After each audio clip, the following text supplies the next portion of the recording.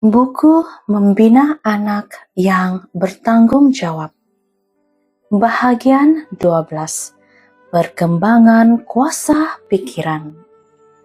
Pasal 56. Pendidikan sekolah menengah dan perguruan tinggi. Banyak yang kehilangan jalan di dalam lembaga-lembaga duniawi. Adalah satu kenyataan yang mengerikan dan satu hal yang harus menjadikan hati orang tua gemetar, bahwa di dalam begitu banyak sekolah dan perguruan tinggi ke tempat mana anak-anak muda kita telah dikirimkan untuk memperoleh pendidikan dan disiplin pikiran, pengaruh-pengaruh merajalela yang membentuk tabiat yang salah, mengalihkan pikiran dari tujuan hidup yang sebenarnya dan merosak akhlak. Melalui pergaulan dengan orang-orang yang tidak beragama, orang-orang yang mencintai kepelesiran dan yang jahat, banyak orang muda kehilangan kesederhanaan dan kesucian, iman dalam Allah, dan roh pengorbanan diri yang para bapak dan ibu telah kembangkan dan jaga dengan petunjuk yang saksama dan doa yang sungguh-sungguh. Banyak yang memasuki sekolah dengan tujuan untuk menyanggupkan diri mereka bagi pelayanan yang tidak mementingkan diri, menjadi asyik dalam pelajaran-pelajaran sekuler. Suatu keinginan ditimbulkan untuk memperoleh kemasyhuran dalam pengetahuan dan memperoleh kedudukan dan kehormatan di dunia. Tujuan sebenarnya mengapa bersekolah telah hilang dari pandangan, dan hidupnya telah diserahkan kepada tujuan yang mementingkan diri dan bersifat duniawi. Dan sering kebiasaan-kebiasaan dibentuk yang merusak kehidupan baik bagi dunia ini dan juga bagi dunia yang akan datang. Pengaruh keagamaan dalam rumah tangga dihapuskan. Engkau berdoa, "Jangan bawa kami ke dalam pencobaan." Kalau demikian, jangan setuju untuk anak-anakmu ditempatkan di mana mereka akan menghadapi pencobaan yang tidak perlu. Jangan kirimkan mereka ke sekolah-sekolah di mana mereka akan berhubungan dengan pengaruh-pengaruh yang akan menjadi seperti lalang yang ditaburkan di dalam tanah hati mereka. Di dalam sekolah rumah tangga, selama tahun-tahun pertama dalam hidup mereka, didik dan disiplin anak-anakmu dalam takut akan Allah. Dan kemudian berhati-hatilah agar jangan engkau menempatkan mereka di mana kesan-kesan keagamaan yang mereka telah terima itu akan dihapuskan, dan kasih akan Allah dicabut dari hati mereka. Janganlah bujukan gaji yang besar atau keuntungan-keuntungan pendidikan yang nampaknya besar menuntun engkau mengirimkan anak-anakmu jauh dari pengaruhmu ke tempat-tempat di mana mereka akan terbuka kepada penggodaan-penggodaan yang hebat. Apa gunanya seorang memperoleh seluruh dunia, tetapi ia kehilangan nyawanya? Karena apakah yang dapat diberikannya sebagai ganti nyawanya? Perguruan-perguruan tinggi kita ditetapkan oleh Allah. Ketika kepada saya ditunjukkan oleh malaikat Allah bahwa satu lembaga harus didirikan sebagai tempat pendidikan anak-anak muda kita, saya melihat bahwa itu akan merupakan salah satu alat yang ditetapkan oleh Allah untuk keselamatan jiwa-jiwa. Jikalau pengaruh perguruan tinggi kita menjadi seperti apa yang seharusnya, maka orang muda yang dididik di sana akan disanggupkan untuk memandang Allah dan mempermuliakan Dia dalam segala hasil pekerjaannya.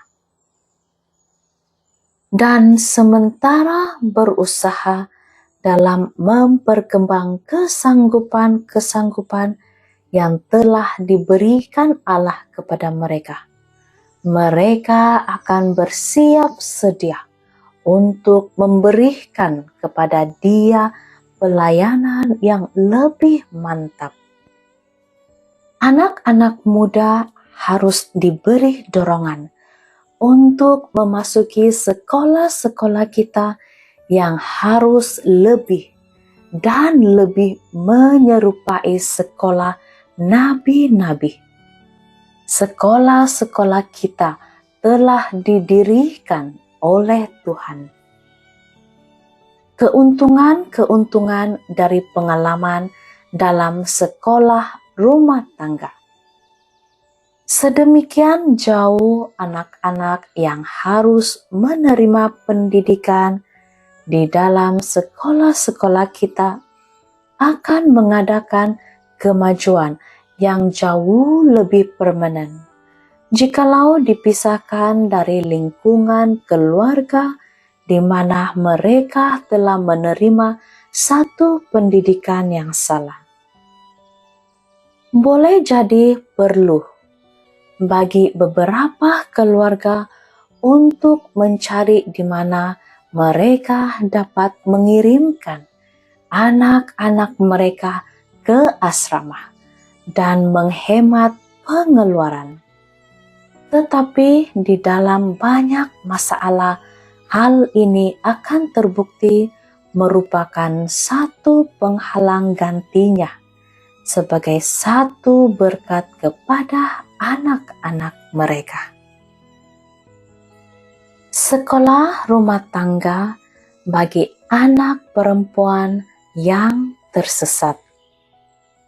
Musuh telah menarik anak perempuanmu pada jalannya, sehingga jeratnya telah mengikat dia dengan rantai baja, dan memerlukan satu usaha yang kuat dan tekun untuk menyelamatkan jiwanya. Jikalau engkau ingin sukses dalam pekerjaan ini, janganlah bekerja dengan setengah-setengah. Kebiasaan yang sudah bertahun-tahun itu tidak dapat dikalahkan dengan mudah. Ia harus ditempatkan di mana suatu pengaruh yang tetap, yang teguh, dan yang tidak henti-hentinya senantiasa diberikan. Saya menganjurkan kepadamu supaya menempatkan dia di perguruan tinggi. biarlah ia menjalani disiplin asrama. Itu adalah tempat di mana dia seharusnya sudah berada di sana beberapa tahun yang silam. Asrama itu dijalankan dengan satu rencana yang menjadikannya sebagai satu rumah tangga yang baik. Rumah tangga ini boleh jadi tidak cocok dengan kecenderungan beberapa orang. Tetapi hal ini disebabkan karena mereka telah dididik kepada teori-teori yang palsu, kepada pemanjaan diri dan pemuasan diri, dan segala kebiasaan dan adat mereka telah mengikuti saluran yang salah. Tetapi, saudariku yang kekasih, kita sedang mendekati kesudahan zaman, dan sekarang kita menghendaki bukan supaya sesuai dengan cita rasa dan praktik-praktik duniawi, melainkan agar sesuai dengan pikiran Allah untuk menyadari apa yang dikatakan kitab suci dan kemudian berjalan sesuai dengan terang yang telah diberikan Allah kepada kita. Kecenderungan-kecenderungan kita, adat kebiasaan kita, janganlah diutamakan. Firman Allah adalah standar kita. Para pelajar yang tinggal di sekitar sekolah. Nampaknya beberapa orang guru berpendapat bahwa tidak boleh seorang pun dari antara anak-anak dan orang muda yang orang tuanya tinggal di dekat sebuah sekolah ikut menikmati kesempatan-kesempatan dari sekolah itu, kecuali mereka tinggal bersama dengan guru-guru mereka di dalam lingkup sekolah. Bagi saya, hal ini merupakan satu pendapat yang baru dan ganjil. Ada orang-orang muda yang pengaruh rumah tangganya sedemikian rupa sehingga adalah merupakan satu keuntungan yang besar bagi mereka untuk hidup untuk sementara waktu dalam sebuah rumah tangga yang teratur dengan baik. Dan bagi mereka yang hidup di mana mereka dengan terpaksa harus meninggalkan rumah tangga mereka sendiri agar dapat ikut menikmati kesempatan-kesempatan dalam sekolah, maka rumah tangga sekolah merupakan satu berkat yang besar. Tetapi rumah tangga orang tua, di mana Allah ditakuti dan ditaati adalah, dan seharusnya senantiasa demikian, adalah tempat yang terbaik bagi anak-anakmu, di mana di bawah pendidikan orang tua mereka yang sepatutnya mereka dapat menikmati pengawasan serta disiplin dari satu keluarga yang beragama yang dijalankan oleh orang tua mereka sendiri. Sehubungan dengan anak-anak muda yang usianya tepat untuk memasuki sebuah sekolah yang berasrama, biarlah kita menjauhkan diri dari pekerjaan untuk mengadakan peraturan-peraturan yang tidak perlu dan semena-mena yang akan memisahkan mereka dari orang tua mereka yang hidup di daerah sekitar sekolah kita itu. Kecuali orang tua merasa yakin bahwa adalah demi kebaikan anak-anak mereka untuk menempatkan mereka di bawah disiplin rumah tangga sekolah. Mereka harus diizinkan untuk memelihara anak-anak mereka di bawah pengendalian mereka sendiri sedapat-dapatnya. Di beberapa tempat, orang tua yang hidup dekat sekolah dapat melihat bahwa anak-anak mereka akan memperoleh keuntungan dengan cara tinggal di sekolah, di mana mereka dapat menerima bidang-bidang pengajaran tertentu yang tidak bisa mereka terima demikian baiknya di dalam rumah tangga mereka sendiri. Tetapi janganlah dipaksakan bahwa semua anak-anak dalam segala keadaan dipisahkan dari orang tua mereka agar bisa memperoleh keuntungan-keuntungan dari sekolah-sekolah kita itu. Orang tua adalah penjaga yang sepatutnya bagi anak-anak mereka. Dan mereka mempunyai suatu tanggung jawab yang hikmat untuk mengawasi pendidikan dan latihan mereka. Tidak dapatkah kita memahami bahwa orang tua yang telah bertahun-tahun mengawasi perkembangan anak-anak mereka mengetahui dengan sebaik-baiknya tentang jenis pendidikan dan pengaturan yang harus diperoleh anak-anak mereka, supaya dapat mengeluarkan dan memperkembangkan sifat-sifat yang terbaik di dalam diri anak-anak itu.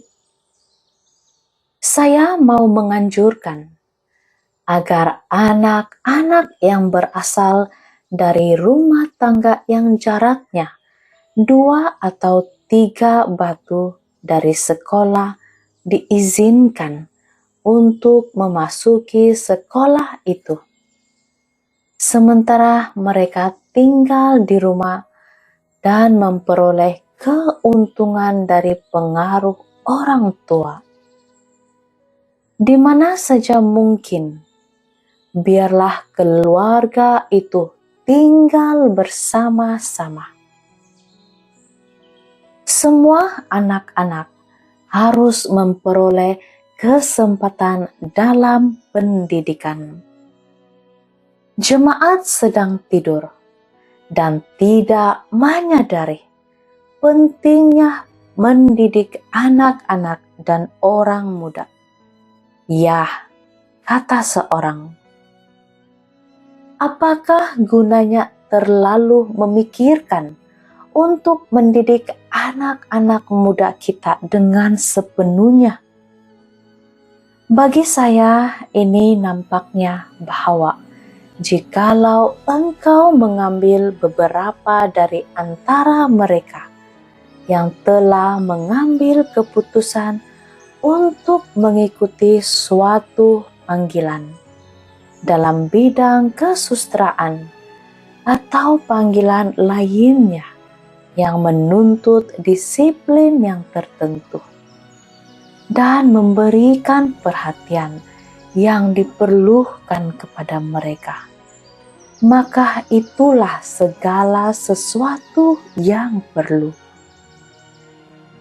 Tidaklah diperlukan agar semua orang muda kita yang jumlahnya banyak itu dididik dengan sedemikian baiknya.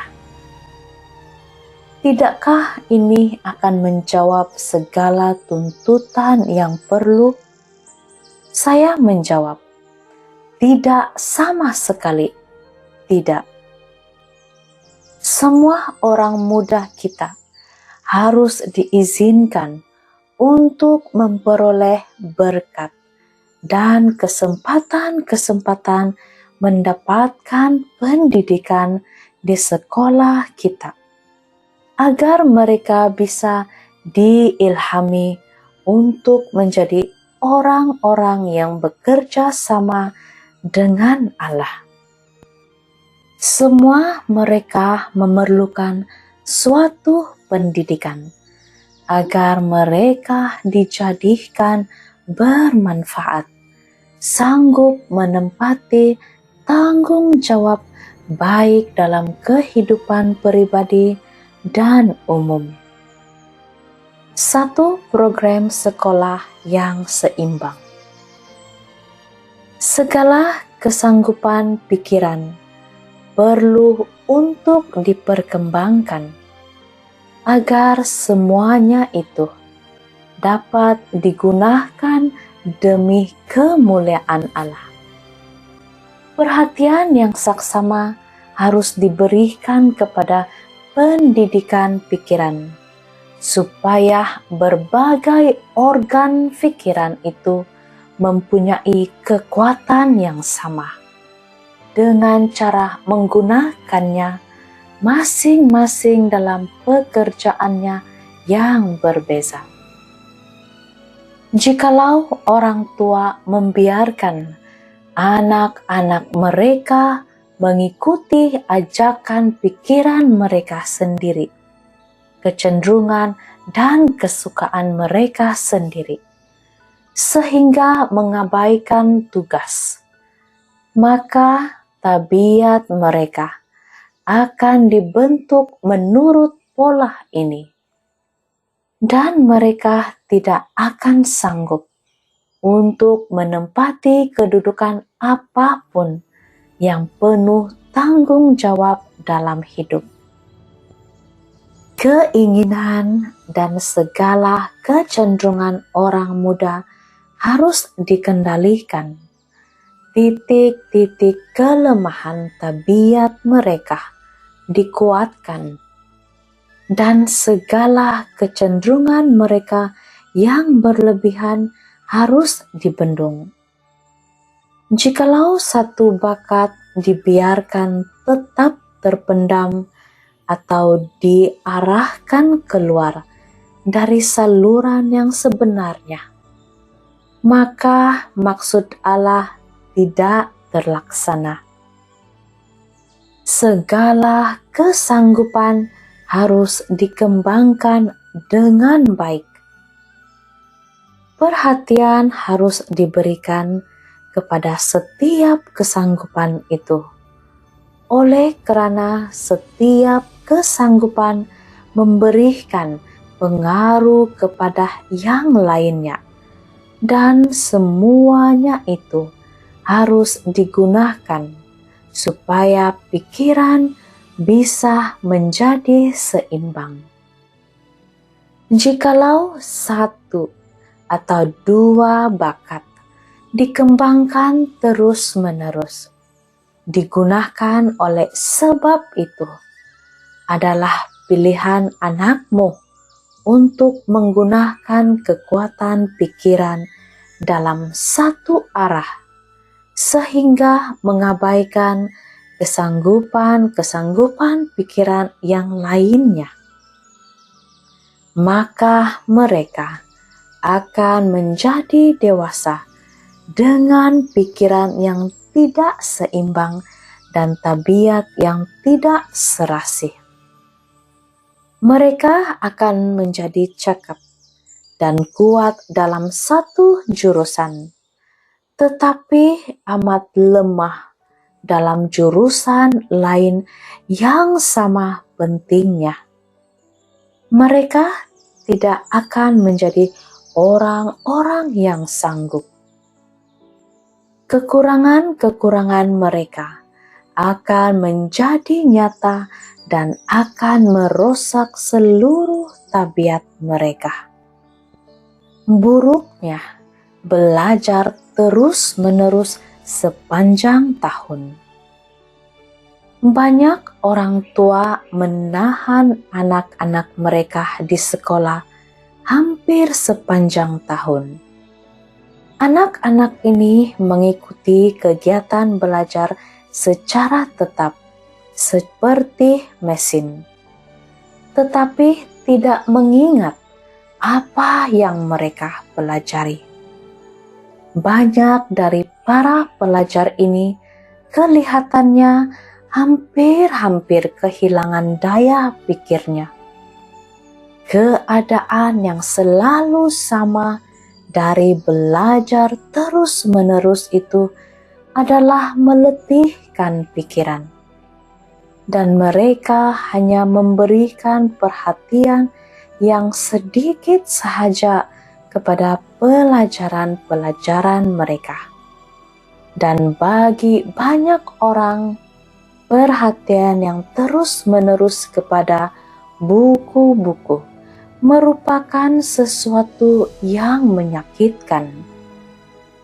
Mereka tidak memiliki satu kasih yang mendalam terhadap buah pikiran dan suatu keinginan untuk memperoleh pengetahuan. Mereka tidak mengembangkan di dalam diri mereka sendiri kebiasaan untuk merenung-renungkan dan menyelidiki. Orang-orang yang berpikir secara mendalam dan logis sedikit sahaja jumlahnya, disebabkan pengaruh-pengaruh yang salah telah menghentikan perkembangan pikiran. Sangkaan para guru dan orang tua bahwa belajar terus-menerus itu akan menguatkan pikiran telah terbukti salah. Oleh karena dalam banyak masalah, hal itu malah mendatangkan akibat yang sebaliknya. Sering kritik itu harus disampaikan kepada orang tua. Guru tidak bisa diharapkan untuk melakukan pekerjaan orang tua. Banyak orang tua telah mengabaikan tanggung jawab. Seperti Eli, gagal menjalankan pengendalian yang sepatutnya.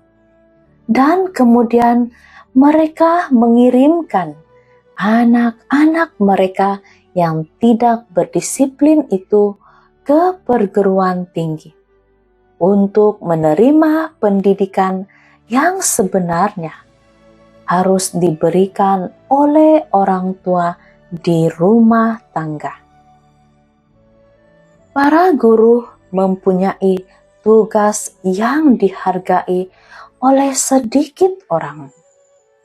Jikalau mereka berhasil dalam memperbaharui anak-anak muda yang tersesat ini, mereka hanya menerima sedikit kehormatan. Jikalau orang-orang muda itu memilih pergaulan dengan orang yang jahat, dan mereka itu menjadi lebih buruk keadaannya, maka guru-guru dikecam dan di sekolah dikritik. Dalam banyak masalah, sebenarnya orang tualah yang harus dikritik.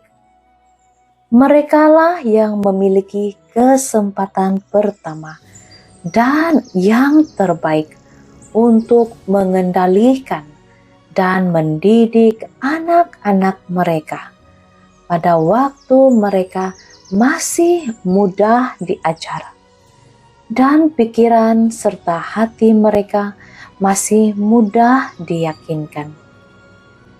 tetapi melalui kelalaian orang tua, anak-anak dibiarkan mengikuti kemauan mereka, sehingga mereka menjadi keras dalam satu perbuatan yang jahat.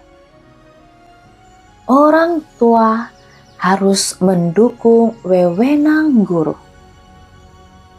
Salah satu kesulitan yang paling besar yang harus dihadapi oleh para guru adalah kegagalan di pihak orang tua untuk bekerja sama dalam menjalankan disiplin di perguruan tinggi.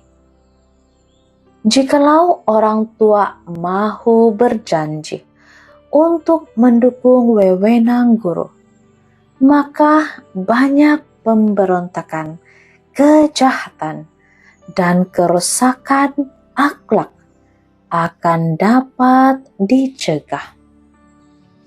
Orang tua harus menuntut anak-anak mereka menghormati dan menaati wewenang yang benar. Mereka harus berusaha dengan tekun dan perhatian yang terus-menerus untuk mengajar, membimbing, dan mengendalikan anak-anak mereka, sehingga kebiasaan yang benar diteguhkan. Dengan pendidikan seperti itu, anak-anak muda akan tunduk kepada lembaga-lembaga masyarakat dan kepada tanggung jawab moral secara umum. Jangan biarkan anak-anak menentukan apakah disiplin perguruan tinggi itu masuk di akal atau tidak. Jikalau orang tua mempunyai kepercayaan yang cukup terhadap para guru dan sistem pendidikan yang dijalankan oleh sekolah, sehingga mereka mengirimkan anak-anak mereka masuk sekolah itu, biarlah mereka menunjukkan sikap yang baik dan dukungan moral dan menguatkan guru dalam menjalankan disiplin.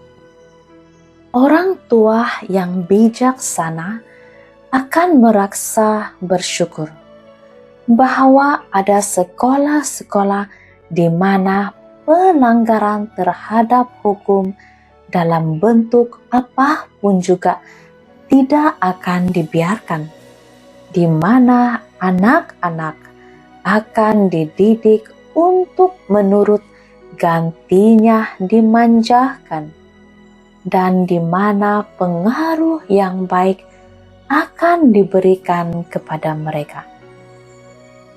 Ada beberapa orang tua yang bermaksud untuk mengirimkan anak-anak yang sudah rusak moralnya ke sekolah oleh karena mereka ini tidak dapat diperbaiki lagi di rumah tangga. Apakah orang-orang tua ini mahu mendukung para guru dalam pekerjaan mereka untuk mengadakan disiplin, atau apakah mereka selalu siap sedia untuk mempercayai setiap laporan palsu? Mereka harus mendukung disiplin sekolah. Beberapa orang tua yang telah mengirimkan anak-anak mereka ke sekolah berpesan kepada anak-anak itu bahwa jikalau ada sesuatu tidak masuk akal dituntut dari mereka, jangan mahu tunduk. Siapapun orang yang membuat peraturan itu. Betapa satu pelajaran untuk diberikan kepada anak-anak di dalam keadaan mereka yang tidak berpengalaman itu. Bagaimanakah mereka dapat mempertimbangkan antara apa yang masuk akal dan apa yang tidak masuk akal? Boleh jadi mereka ingin keluar pada malam hari. Tidak ada seorang pun yang mengetahui di mana mereka. Dan jikalau diminta para guru atau pengawas agar mereka menceritakan yang sebenarnya tentang diri mereka, mereka akan mengatakan bahwa hal ini adalah sesuatu tidak masuk akal dan pelanggaran terhadap hak-hak mereka. Kebebasan mereka tidak boleh dicampuri. Kuasa atau wewenang apakah yang dapat mengatur anak-anak muda ini, sementara mereka menganggap setiap disiplin adalah pengekangan yang tidak masuk akal terhadap kebebasan mereka? Di dalam banyak kasus, anak-anak muda ini hanya bertahan di sekolah untuk sementara waktu sahaja dan kembali ke rumah dengan pendidikan yang belum selesai, agar mereka memperoleh kebebasan mengikuti kecenderungan kemauan mereka yang tidak terdidik dan tidak berdisiplin itu, yang tidak mereka dapat di sekolah. Pelajaran-pelajaran tentang pemanjaan yang telah diajarkan kepada mereka oleh bapa atau ibu yang tidak bijaksana itu telah melaksanakan pekerjaannya untuk sekarang ini dan untuk selama-lamanya. Dan hilangnya jiwa-jiwa ini menjadi tanggung jawab mereka. Satu pendidikan di luar mata kuliah perguruan tinggi. Anak-anak dan orang muda harus memperkembangkan kebiasaan-kebiasaan untuk menjadi sempurna dalam hal pendidikan.